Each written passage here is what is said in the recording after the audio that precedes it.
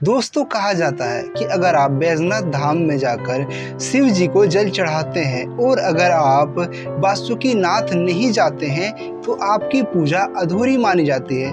तो चलिए दोस्तों, आज हम जानते हैं कि आखिर ऐसा क्यों कहा जाता है। दोस्तों, श्रावण माह भगवान शिव को समर्पित है।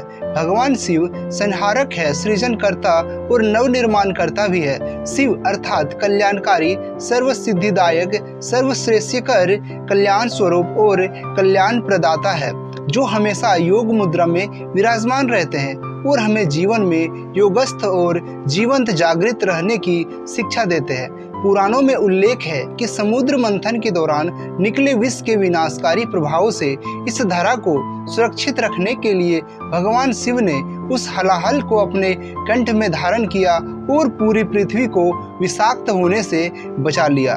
तीर्थ नगरी देवघर स्थित द्वादश ज्योतिर्लिंग बाबा बैद्यनाथ और सुल्तानगंज की उत्तर वाहिनी गंगा तट पर स्थित बाबा अजगैबीनाथ के साथ दुमका जिला में बाबा बासुकीनाथ धाम की गणना बिहार और झारखंड ही नहीं वरन राष्ट्रीय और अंतर्राष्ट्रीय स्तर पर भी काफी प्रमुख स्थल है। इस पावन धाम में श्रावणी मेला के दौरान केसरिया वस्त्रधारी कांवड़ियों व तीर्थयात्रियों की खास चहल पहल रहती है। ऐसी मान्यता है कि बासुकीनाथ की पूजा के बिना बाबा बैद्यनाथ की पूजा अधूरी है। यही कारण है कि श्रद्धालु बाबा बैजनाथ की पूजा के साथ साथ यहाँ आकर नागेश ज्योतिर्लिंग के नाम से विख्यात बाबा बासुकीनाथ की आराधना करते हैं। सावन के महीने में तो हजारों लाखों श्रद्धालु सुल्तानगंज अजगैबीनाथ से उत्तर वाहिनी गंगा का पवित्र जल अपने कावड़ में भरते हैं। फिर 100 किलोमीटर से भी अधिक पहाड़ के जंगली रास्ते पैदल पार कर इसे देवघर में बैजनाथ ज्योतिर्लिंग पर चढ़ाते हैं। इसके बाद वे बासुकीनाथ आकर नागेश ज्योतिर्लिंग पर जल अर्पण करते हैं। भगवान शिव ओघड़दानी कहलाते हैं। शिव भक्त मानते हैं कि जहां भगवान शंकर की दीवानी अदालत है, वहीं बासुकीनाथ उनकी फौजदारी अदालत है। बाबा बासुकीनाथ के दरबार में मांगी गई मुरादों की तुरंत सुनवाई होती है। प्राचीन काल में बासुकीनाथ घने जंगलों से घिरा था। उन दिनों यह क्षेत्र दारुक वन कहलाता था।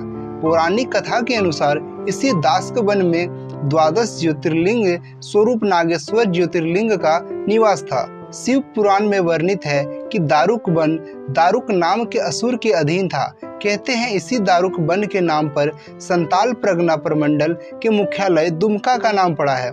बासुकीनाथ ज्योतिर्लिंग आविर्भाव की कथा अत्यंत निराली है। एक बार की बात है, बासु नाम का एक व्यक्ति कंद की खोज में भूमि खोद रहा था। उसके शस्त्र से शिवलिंग पर चोट पड़ी। बस क्या था, उससे रक्त की धार बह चली। बासु यह दृश्य देखकर भयभीत हो गया। उसी क्षण भगवान शंकर ने उसे आकाशवाणी के द्वारा धीरज दिया कि डरो मत, यहाँ मेरा निवास है। भगवान भोलेनाथ की वाणी सुन बासु श्रद्धा भक्ति से अभिभूत हो गया और उसी समय से उस लिंग की मूर्तित पूजन करने लगा। बासु द्वारा पूजित होने के कारण उनका नाम बासुकीनाथ पड़ गया। उसी समय से यहाँ शिव पूजन की जो परंपरा शुरू हुई, आज यहाँ भगवान भोले शंकर और माता पार्वती का विशाल मंदिर है। मुख्य मंदिर के बगल में शिवगंगा है, जहाँ श्रद्धालु स्नान कर अपने आराध्य को बेलपत्र, पुष्प और गंगा जल समर्पित करते हैं। अपने कष्ट क्लेशों को दूर करने की प्रार्थना करते हैं। हिंदुओं के कई ग्रंथों में सागर मंथन का वर्णन किया गया है। बासुकीनाथ मंदिर का इतिहास भी सागर मंथन से ही जुड़ा है। कहा जाता है कि सागर मंथन के दौरान पर्वत को मथने के लिए बासुकी नाग को माध्यम बनाया गया था। इन्हीं बासुकी नाग ने इस स्थान पर भगवान शिव की पूजा अर्चना की थी। यही कारण है कि यहाँ विराजमान भगवान शिव को बासुकीनाथ कहा जाता है। सावन महीने की हार्दिक शुभकामनाएं। मिलते हैं आपसे अगले वीडियो में भगवान जी की कुछ जानकारी के साथ।